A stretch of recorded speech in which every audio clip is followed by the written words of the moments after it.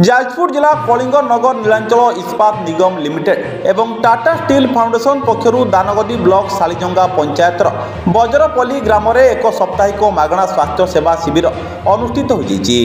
शिविर में नीलांचल इस्पात निगम लिमिटेड विस्थापित परिवार को स्वास्थ्य परीक्षा कर स्वास्थ्य सेवा शिविर में सर्वमोट 24 जन रोगी निजर स्वास्थ्य परीक्षा कराई उपकृत होती। शिविर में 18 जन महिला एवं 6 जन पुरुषों को मिसाई मोट 24 जन हिताधिकारी को डाक्तरी स्क्रीनिंग एवं सेवा प्रदान कर स्वास्थ्य सेवा शिविर में 3 जन शिशु 4 जन वृद्ध एवं 17 जन प्राप्त वयस्क व्यक्ति निज निज स्वास्थ्य परीक्षा कराइथिले। शिविर में 15 जनक अणसंक्रामक रोग थिबा चिन्हट करा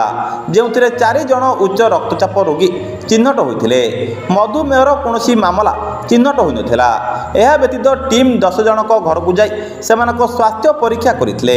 जो 8 जनक मांसपेशी जनित रोग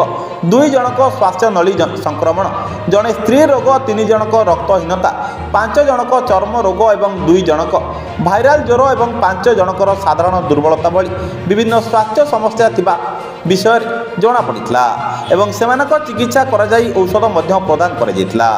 व्यतीत गोटे प्रसवकालीन जत्न चेकअप कर स्वास्थ्य शिविर में विस्थापित परिवार को अत्यावश्यक स्वास्थ्य सेवा जोगाइबा एवं संप्रदायर सामग्रिक कल्याण को प्रोत्साहित करने ए अभियान मूल लक्ष्य। दानगदी परमानंद दास को रिपोर्ट सूर्यस्त न्यूज।